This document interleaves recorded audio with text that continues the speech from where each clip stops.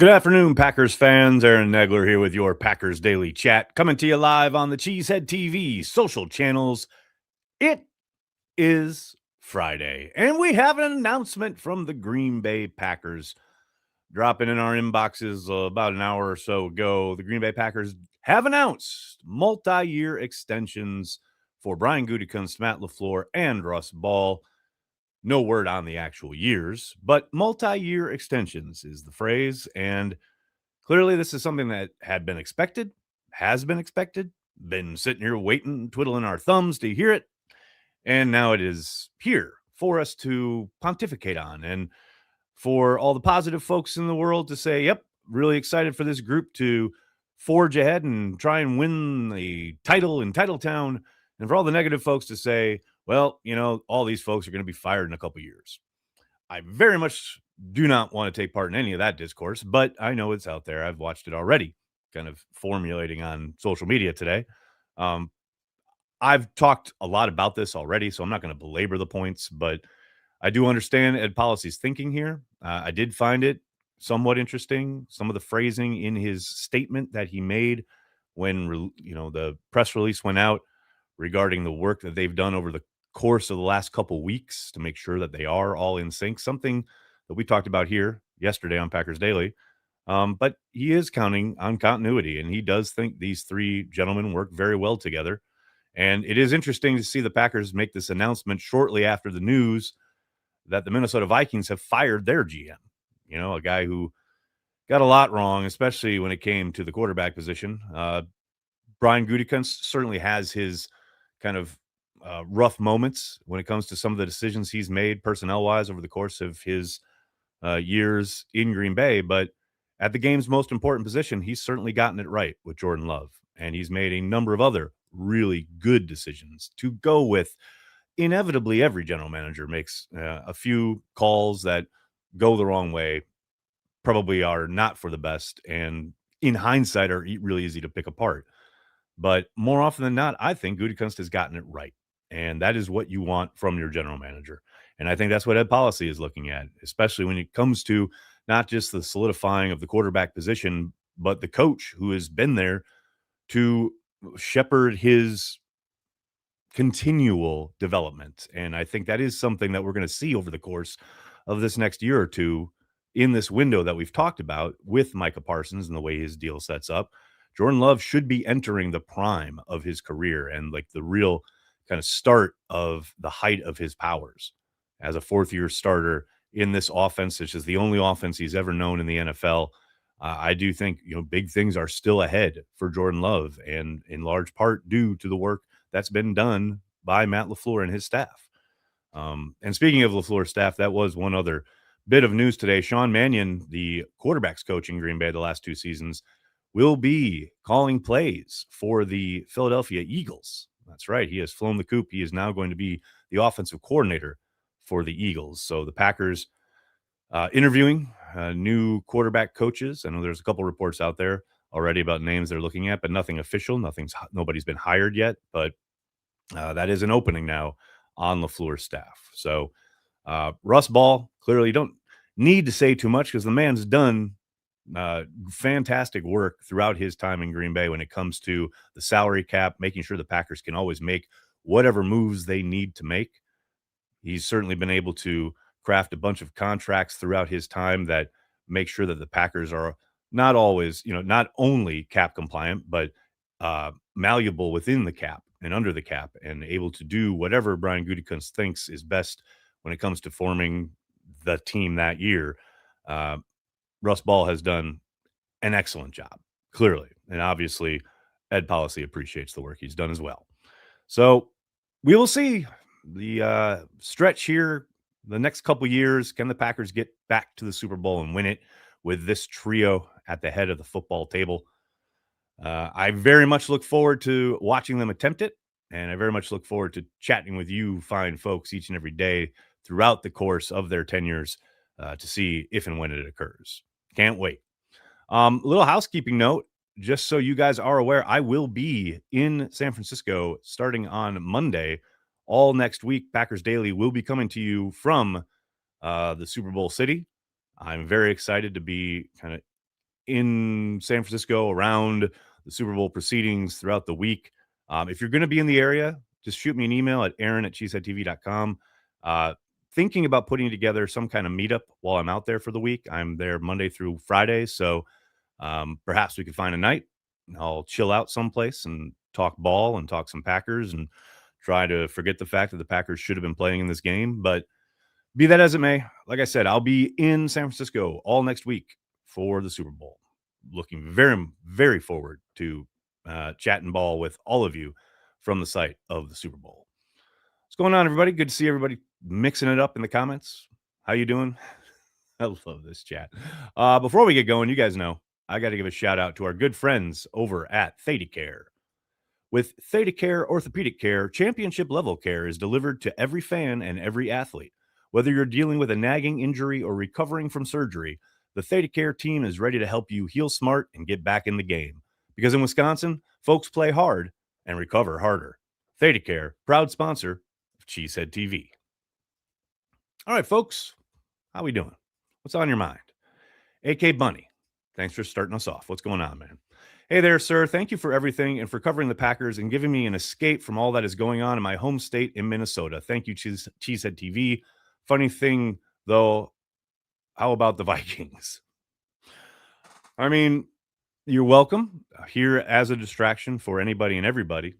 God knows, the Packers, the NFL, it's supposed to be escapist entertainment. And I know we certainly get overboard sometimes with our passion for the Packers and football in general, but the whole reason we're here is so folks like yourself, AK, can find an outlet to get away from the real world for a little while. So you're welcome on that tip of things. As far as the Vikings, man, it's tough to stay in that chair after you get the quarterback call so wrong. I mean, I know he hasn't had very good drafts, and I understand that he's done some decent work when it comes to free agency, and they have certainly been competitive up until this year on his watch. But holy cow, to make that call, to have two quarterbacks go out the door. People forget about the Daniel Jones thing, because he obviously ended up getting hurt and missed the second half of the season. But he had two quarterbacks in his building that he let go and had instant success at their new spots while they turned to his hand-picked draftee and just watched things flame out spectacularly. I mean, they couldn't really have a viable offense with his hand-picked guy at quarterback. So, yeah, it's hard to survive that. So I can't say I'm surprised that he was let go. I am very surprised at the timing of it. The fact that he was literally at the Senior Bowl for the week and then came back and got fired. That's wild to me. And now they have their cap guy. It'd be like Russ Ball handling the draft, free agency and the draft. As much as I praise Russ Ball for the work he does with the contracts, never forget that it was his call. It was at his behest that they let Micah Hyde walk out the door. That's why you don't want cap guys doing scouting stuff, personnel stuff. But I'm fine with the Vikings having that happen. The man, how are you doing? In Gary's exit media interview, he sure sounded like he expects to be back next year. How is his expectations so far off from people who follow the team? Well, I mean, you would expect it, right? I mean, I don't think he's sitting there going, like, there's no way I'm back next year. He probably does expect to be back, but I don't think it's a foregone conclusion. But certainly, I doubt it's not like Brian Gutekunst is coming to the locker room and saying, well, there's a good chance you're not here next year, buddy. Any of those discussions are going to be had well away from the player. Now, that said, could he potentially return? I think if he was amiable to a contract restructure, then there's a possibility that would happen. And perhaps that is something that has been talked about away from prying ears, so to speak. So I do think there's a chance that they ask him to take a pay cut. Now, will he accept that? TBD. We shall see. Perhaps he is of the mind that, I'll take a pay cut to stick around. That's a possibility for sure. Evil Badger, how are you, man? Should they drop the Pro Bowl? Yeah. That's the funny part. It doesn't really matter if they should or they shouldn't. People will watch. Like, for all the complaints about, like I saw today, Flacco's going to be in it and all the stuff about Shadur Sanders. And I know Packers fans are bemoaning the fact that Keyshawn Nixon's in the Pro. None of that matters. People watch. People watch that game more than they watch like regular season NBA games. It's wild, man. So when I say game, like the flag football contest that they have, or the whatever other skills composite competitions they end up utilizing year in and year out for the Pro Bowl, people watch it. The numbers are crazy. So whether they should or shouldn't get rid of it is immaterial. They're going to keep it because people watch it and it does numbers. NFL is king, man. And that's just part of it. Joe, how are you, sir? I think Jersey Al's comments about Steno and others were spot on. I think he echoed what a lot of Packers fans are feeling. I assume you mean in the weekly column. Yeah, I agree with some of it, not all of it. I'm not going to sit here and pick it apart line by line. I'm always of the same mind that it's really difficult for me to sit here on the outside looking in and say this guy and this assistant and this position coach need to go, right? Or they've been poor. I don't know what they're saying in the classroom or what they're emphasizing on the practice field and then what isn't being translated to on game days. Everyone can sit there and look at a guy miss a block or a miss stunt or what have you. And I don't know how do we know that Butkus or Steno wasn't sitting there all week going, this is their favorite stunt. We've got to be able to pick it up. And the guys just don't execute. I don't know that. That's me. It's just really hard for me to sit here and have any kind of strident thoughts about who should stay or go on a coaching staff when I have very little context or information about what they do on a daily basis. That's just me. I know everybody on the internet right now has very strident thoughts about who should stay and who should go, but I am not one of them. E4, what's up? Band's back together, so 3 in a row is how we're going to roll. No doubt about it. I like your positive attitude there, E4. Good stuff. Simitovich, how are you, sir? Prayers up for Lou Holtz, true legend. Go Pack Go. Lou Holtz, I haven't seen that news, but if that is true, that's, very, very sad. He is a true legend. No question about it. I'm just trying to see here on my Twitter machine. I don't see anything, but that doesn't mean anything because the Twitter algorithm is so horrible these days. Chet, Raji as QB coach. Raji is anything, man. Can we bring Raji back to do anything with the team? I'm all in on that. Let's get that. Let's get that cooking, right? J.I. Beckles Gum Shop, 6892. Well, you guys in these handles, man. Do you think that Green Bay will change at least a little of organizational philosophy, like caring about special teams, player size, etc.? The Packers don't care about player size? What? Man, you all need to get off the internet. Organizational philosophy. I do think there have undoubtedly been some discussions about how they go about approaching special teams during this kind of 2-week period here that we've been sitting and waiting to hear this announcement. I don't think it's going to be anything too dramatic. I do suspect that, there will be under a insane microscope this offseason, and every move or non-move that they make is going to be criticized or, put a fine-tooth comb over. But like I said, I don't see dramatic change in that regard. Maybe there'll be a tweak here or there. Maybe there'll be an actual idea of bringing in a dedicated return man, which would greatly affect the fortunes of the special teams units in one fell swoop. I don't think they need drastic changes, but they need to address things like having a dedicated return. That's pretty paramount.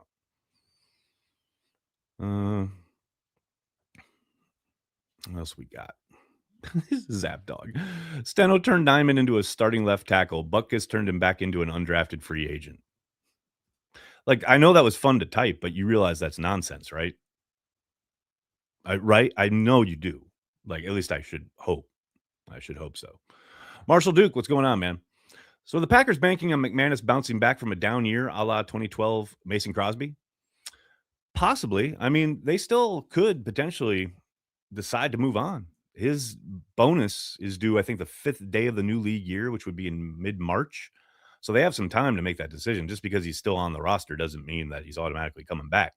I think there's a good chance he is, but they have some time before they need to make that decision because I think it's $1 million bonus, something like that. That is due like early in the new league year. So just because you haven't seen a movement there doesn't mean that that decision's been made yet. That would be my counsel on McManus. Now, could they be, banking on him having a good year? I mean, look, to be fair, he did have a pretty decent year when he wasn't struggling with his injury, you know, and the on again, off again nonsense that we saw throughout the middle of the season does put a little context around it, right? I mean, he was outstanding all summer, and then he missed one that week one game, no doubt. But for the majority of the time at the start of the season, he was pretty good. Now, obviously, he had a couple blocked, but I don't put one of those on him. The first one probably a little low, but um, I got to think, they're going to look at the context of the injury and how he kicked coming off of that and how much that was affecting him, etc. I mean, there's some stuff there to talk about, right? But would I be surprised if they moved on? No, I wouldn't. But then you're back to you got to find a kicker, and that's been a little easier said than done since they moved on from Mason. Don Vito, how are you, sir? I love we're not getting contract details for Matt LaFleur and Goot. It's not trolling, but it feels like it, and I love it. I mean, you're lucky you got an announcement. That's the first time they've ever done that. Usually they just sign the extensions, and that's it. We find out later from reporting. So, yeah, no, it's not trolling. It's never they would never, ever give you the years and the money or anything like that. I'm not pointing this at you, Don Vito. I'm just saying, like, I see people instantly asking how many years, how much money, etc. Maybe we'll get that through reporting eventually. I would suspect Domofsky's probably going to be on that, but yeah, the Packers would never, ever announce it. Like, that would never happen. Guitar Ted. Yes, yes. I like where you're at. So we've paid our dues to the injury gods, right? 2026 season will be marked by much better injury luck, right? That's the hope, right? But it's never 100% sure. It's never 100% like going to happen. You might be right back here middle of the season next year. That's why you got to take advantage of the opportunities when they present themselves. The NFL is not for long, man.